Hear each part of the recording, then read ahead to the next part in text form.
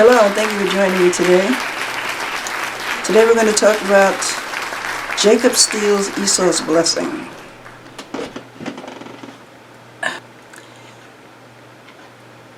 Genesis 27 New Living Translation reads thusly.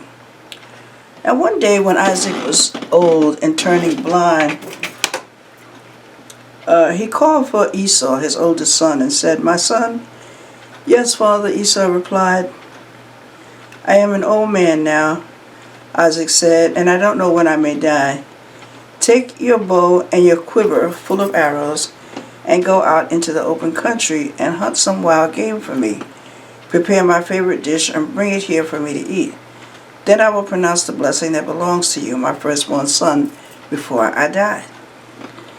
But Rebekah overheard what Isaac had said to his son Esau. So when Esau left to hunt for wild game, she said to her son Jacob, "Listen, I overheard your father say to Esau, 'Bring me some wild game and prepare me a delicious meal. Then I will bless you in the Lord's presence before I die.' Now my son, listen to me. Do exactly as I tell you. Go out to the flocks and bring me 2 fine goats. I'll use them to prepare your father's favorite dish. Then take the food to your father so he can eat it and bless you before he dies."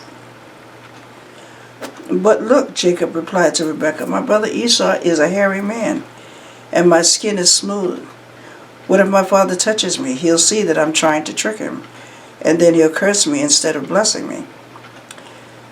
But his mother replied, "Then let the curse fall on her, my son.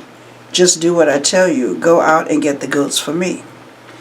So Jacob went out and got the young goats for his mother.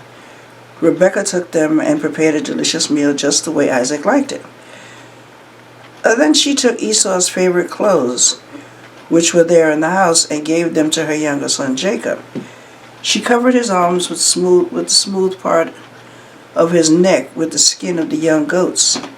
Then she gave Jacob the delicious meal, including freshly baked bread. So Jacob took the food to her father. "My father," he said. "Yes, my son," Isaac answered. "Who are you, Esau or Jacob?" Jacob replied, "It's Esau, your firstborn son. I've done as you told me. Here's a wild game. Now sit up and eat so you can give me your blessing." Isaac asked, "How did you find it so quickly, my son?" "The Lord your God put it in my path," Jacob replied. Then Isaac said to Jacob, "Come closer so I can touch you and make sure that you really are Esau." So Jacob went closer to his father, and Isaac touched him. The voice is Jacob's, but the hands are Esau's. Isaac said, but he did not recognize Jacob because Jacob's hands felt hairy, just like Esau's. So Isaac prepared to bless Jacob. "But are you really my son Esau?" he said. "Yes, I am," Jacob replied. Then Isaac said, "Now, my son, bring me my wild game. Let me eat it, and then I will give you my blessing." So Jacob took the food to his father and Isaac and ate it. And he also drank the wine that Jacob served him. Then Isaac said to Jacob, "Please come a little closer and kiss me, my son." So Jacob went over and kissed him. And when Isaac caught the smell of his clothes, he was finally convinced, and he blessed his son. He said, "Ah, the smell of my son is like the smell of the outdoors, which the Lord has blessed. From the dew of the heavens, of the riches of the earth, may God always give you abundant harvests of grain and bountiful new wine. May many nations become your servants, and may they bow down to you. May you be the master over your brothers, and may your mother's sons bow down to you. All who curse you will be cursed, and all who bless you will be blessed.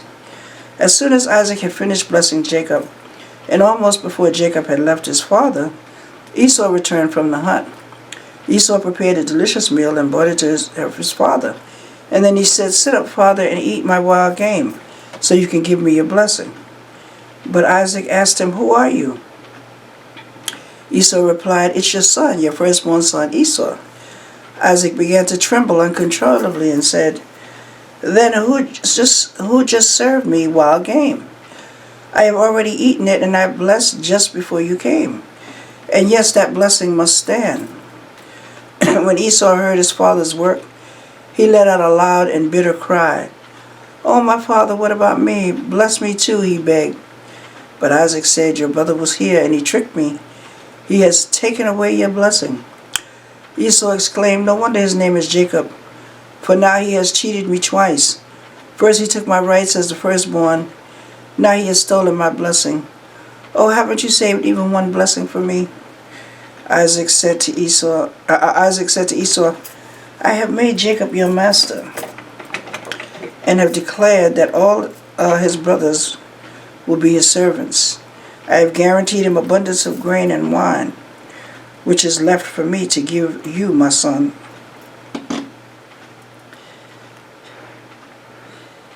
Esau pleaded, "But do you have only one blessing? Oh, my father, bless me too." Then Esau broke down and wept. Finally, his father Isaac said to him, "You will live away from the riches of the earth and away from the dew of the heaven above. You will live by your sword and you will serve your brother. But when you decide to break free, you will shake your yoke from your neck." Jacob flees to Padan Aram. From that time on, Esau hated Jacob because their father had given Jacob the blessing, and Esau began to scheme. "I will soon be mourning my father's death, then I will kill my brother Jacob." But Rebekah heard Esau's plans, so she sent for Jacob and told him, "Listen, Esau is consoling himself by plotting to kill you. So listen carefully, my son, and get ready to flee to my brother Laban in Haran. Stay there with him until your brother cools off. When he calms down and forgets what you have done to him, I'll send for you to come back. Why should I lose both of you in one day?" May the Lord add a blessing to the reading, here, and doing of his mighty, powerful, and magnanimous word. Jacob committed evil against his brother, and now he was afraid that his brother was going to kill him. Jacob stole Esau's blessing. Now Esau proclaimed hatred towards Jacob because of what Jacob did to Esau. Sometimes family can be more trifling than friends not related to you. Jacob runs away to Padan Aram to stay with his uncle Laban, to flee to safety and try to start a life all over again. But how many of y'all know that when you commit evil against someone, your actions can haunt you? Genesis 28:5 says, "So Isaac sent Jacob away, and he went to Padan Aram to stay with his uncle Laban, his mother's brother, the son of Bethuel the Aramean." Jacob does not immediately receive his father's inheritance. However, Jacob, having fled for his life, leaves behind the wealth of Isaac's flocks, the land and tents in Esau's hands. So Esau really and in fact did inherit the blessing. Okay, Jacob was forced to sleep out in the open ground like he was homeless, and then work for wages as a servant in Laban's household. Okay, Jacob, who had deceived his father, is in turn deceived and cheated by his uncle Laban concerning Jacob's 7 years of service, lacking money for a dowry for the hand of Laban's daughter, Rachel receiving the older daughter instead.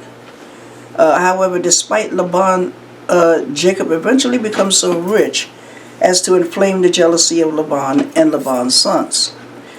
Jacob thought he could just put his past behind him and forget about what happened, but God has a way of dealing with people who hurt others. Come on, somebody talk to me up in here. Now, Esau knew exactly where Jacob had fled to. He knew he had went to Padan Aram, and he knew, that Isaac had blessed him, because he stole his blessing on both occasions. Esau knew. Jacob rested on his way to Padan Aram, and he had a dream. God told Jacob in his dream, Genesis 28:14, your descendants will be as numerous as the dust of the earth, and all the families of the earth will be blessed through you. Genesis 28:15. I will protect you wherever you go. Now, just because you may have done wrong against your sibling or anyone for that matter, it doesn't mean that God will turn his back on you or has turned his back on you. We all make mistakes. We all have sinned and fallen short of the glory of God. None of us are perfect. We fall down, but we get up again and we learn from our mistakes, hopefully. Jacob's mother, Rebekah, suggested Jacob deceive his brother Esau. Jacob didn't have to follow her instructions. Jacob did not have to do what she told him to do. He could have said no, and I'm not going to deceive my brother because it's wrong. But Jacob did follow Rebekah's instructions, and Jacob did deceive his brother Esau, and now Jacob was on the run for his life. Meanwhile, Genesis 28:9 New Living Translation says, so Esau visited his uncle Ishmael's family and married one of the Ishmael's daughter in addition to the wives he already had. Jacob finally arrives at Padan Aram and is greeted by his uncle Laban, who is also a deceitful, treacherous individual, just like his sister Rebekah, Jacob's mother. Genesis 29:13-14 New Living Translation says, as soon as Laban heard that his nephew Jacob had arrived, he ran out to meet him. He embraced and kissed him and brought him home. And when Jacob had told him the story, Laban exclaimed, you really are my own flesh and blood.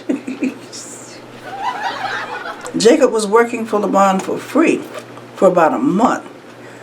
Then Laban offered to pay Jacob for his hard work. Jacob said in Genesis 29:18 New Living Translation, I'll work for you for 7 years if you give me Rachel, your younger daughter, as my wife. And Laban agreed. Genesis 29:21-20, Genesis 29:21-30 New Living Translation says, finally the time had come to marry her. I have fulfilled my agreement, Jacob said to Laban. Now give me my wife so I can sleep with her. So Laban invited everyone in the neighborhood and prepared a wedding feast. But that night when it was dark, Laban took Leah to Jacob, and he slept with her. Laban had given Leah a servant, Zilpah, to be her maid. But when Jacob woke up in the morning, it was Leah. What have you done to me? Jacob raged at Laban. I worked 7 years for Rachel. Why have you tricked me? It's not our custom here to marry off the younger daughter of the firstborn, Laban replied. But wait until the bridal week is over, then we'll give you Rachel, too, providing you promise to work for another 7 years for me.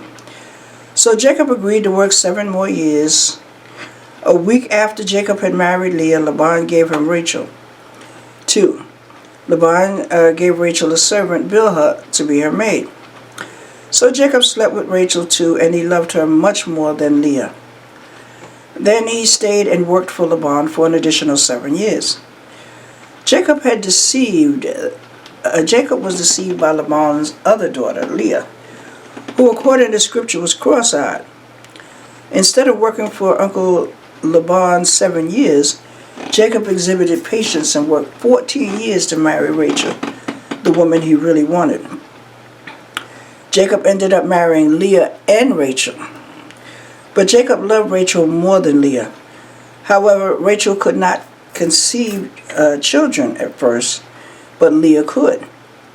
God promised Rachel and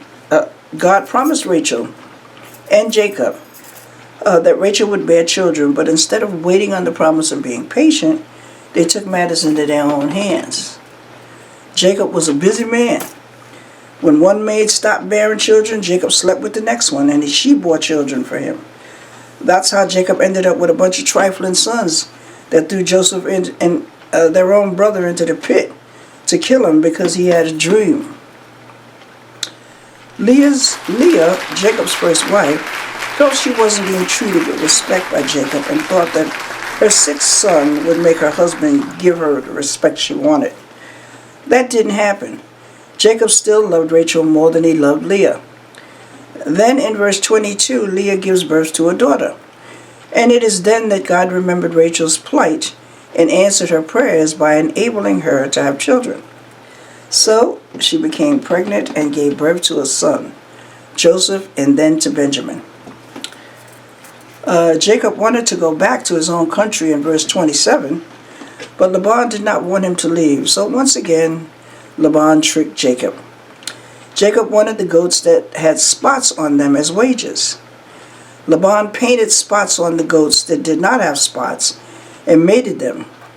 Then they gave birth to goats that were speckled and spotted. Finally, Jacob flees from Laban in chapter 31. God has a way of vindicating the innocent. The Bible does say, "Vengeance and recompense is mine, I will repay." God works in mysterious ways, his wonders to perform. Jacob's hard work was paying off, and Jacob was obtaining wealth beyond his uncle Laban, and everyone noticed.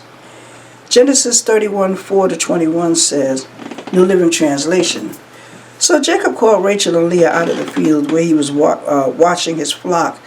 He said to them, 'I have noticed that your father's attitude toward me has changed, but the God of my father has been with me. You know how hard I have worked for your father, and he has cheated me, changing my wages 10 times. But God has not allowed him to do me any harm.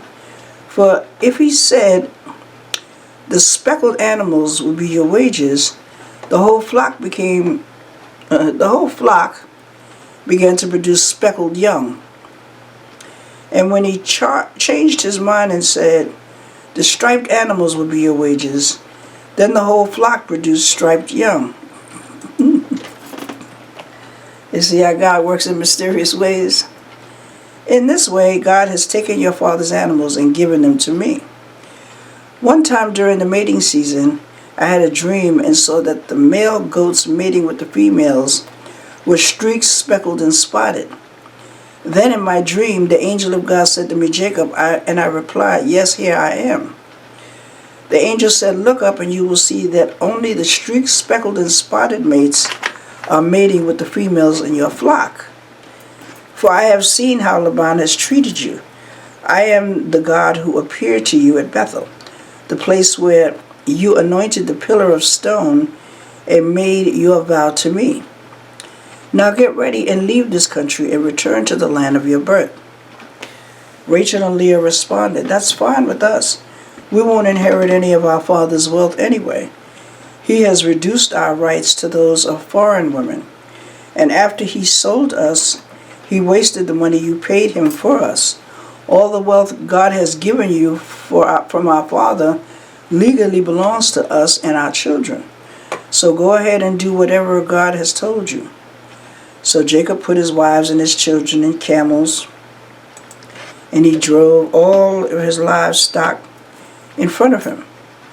He packed all of his belongings and he acquired in Padan Aram and set out for the land of Canaan, where his father Isaac lived. At that time they left. Laban was some distance away shearing his sheep. Rachel stole her father's household items and took them with her. Jacob outwitted Laban to Aramean, and they set out secretly and never told Laban they were leaving. So Jacob took all his possessions with him and crossed the Euphrates River, heading for the hill country of Gilead. Laban pursues Jacob. 3 days later, Laban pursues Jacob, who had been with Laban for about 20 years or so, tending his flock. Okay, Laban still wasn't happy, and Laban didn't know how to handle money. He wasn't responsible with it. In Genesis 31, 22, 42 New Living Translation, 3 days later Laban was told that Jacob had fled. So he gathered a group of his relatives and set out in hot pursuit. He caught up with Jacob 7 days later in the hill country of Gilead. But the previous night, God had appeared to Laban, the Aramean, in a dream and told him, "I'm warning you, leave Jacob alone." Laban caught up with Jacob, and as he camped in the hill country of Gilead. He had set up his camp not far from Jacob's. "What do you mean by deceiving me like this?" Laban demanded. "How dare you drag my daughters away like prisoners of war? Why did you slip away secretly? Why did you deceive me?" He got the nerve, right? "And why didn't you say you wanted to leave? I would have given you a farewell feast and singing and music accompanied by tambourines and harps. Why didn't you let me kiss my daughters and grandchildren and tell them goodbye? You acted very foolishly." Look at the pot calling the kettle black. Okay? "I could destroy you, but the God of your father appeared to me last night and warned me to leave Jacob alone. I can understand your feeling that you must go and your intense longing for your father's home. But why have you stolen my gods?" "I rushed away because I was afraid," Jacob answered. "I thought you would take your daughters from me by force. But as for your gods, see if you can find them and let the person who has taken them die. And if you find anything else that belongs to you, identify it before all these relatives of yours, and I will give it back." But Jacob did not know that Rachel had stolen the household idols. Laban went first into Jacob's tent to search there, then into Leah's, and then the tents of the two servants' wives. But he found nothing. Finally, he went into Rachel's tent, but Rachel had taken the household idols and hidden them in her camel's saddle, and now she was sitting on them. When Laban had thoroughly searched her tent without finding them, she said to her father, "Please, sir, forgive me if I don't get up for you. I'm having my monthly period." So Laban continued his search, but he could not find the household idols. Then Jacob became very angry and he challenged Laban. "What's my crime?" he demanded. What have I done wrong to make you chase after me as though I was a criminal? You have rummaged through everything I own. Now show me what you found that belongs to you. Set it out here in front of us before our relatives for all to see, and let them judge between us. For 20 years I have been with you, caring for your flocks. In all that time your sheep and goats never miscarried. In all those years I never used a single ram of yours for food. If any were attacked and killed by wild animals, I never showed you the carcass and asked you to reduce the count of your flock. Now I took the loss myself. You made me pay for every stolen animal, whether it was taken in broad daylight or in the dark of night. I worked for you through the scorching heat of the day and through the cold and the sleepless nights. Yes, for 20 years I slaved in your house. I worked for 14 years earning your 2 daughters, and then 6 more years for your flock. And you changed my wages 10 times. In fact, if the God of my father had not been on my side, the God of Abraham and the fearsome God of Isaac, you would have sent me away empty-handed. But God has seen your abuse and my hard work. That is why he appeared to you last night and rebuked you. May the Lord add a blessing to the reading here and doing of his mighty, powerful, and magnanimous word. Jacob had his share of problems. Even after leaving home and getting his life right, doing the right thing, Jacob still had to suffer for a little while. Now finally, Jacob and Esau make peace. As Jacob and his family are traveling to their new home, Genesis 33 New Living Translation says, "Then Jacob looked up and saw Esau coming with 400 men. So he divided the children among Leah, Rachel, and his 2 servants' wives. He put the servants' wives and their children in front, Leah and her children next, and Rachel and Joseph last. Then Jacob went on ahead. As he approached his brother, he bowed to the ground 7 times before him. Then Esau ran to meet him and embraced him, threw his arms around his neck and kissed him, and they both wept." Okay, I'm going to skip ahead. Forgive the wrongdoer. Now, we've been talking about forgiveness throughout the book. However, As you know, especially in the case of Jacob and Esau, you must forgive the offender. Esau had plenty of time to mature so he could forgive his brother for what he had done. Even though the mishap was their mother's suggestion, Esau had a right to be angry at what Jacob did. Jacob probably thought Esau was still angry with him, and at the time they saw each other, Esau was going to kill his brother Jacob. That's what he thought. Jacob approached the situation delicately and with respect. Now here you have two siblings who were set apart. Isaac the father loved Esau, and Rebekah, their mother, loved Jacob.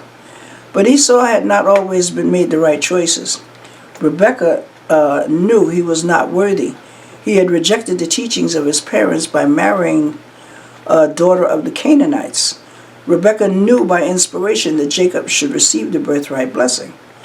Esau also placed more value on a bowl of soup, which was temporary, as opposed to exhibiting patience and maintaining his birthright, which was permanent. That was the choice that Esau made.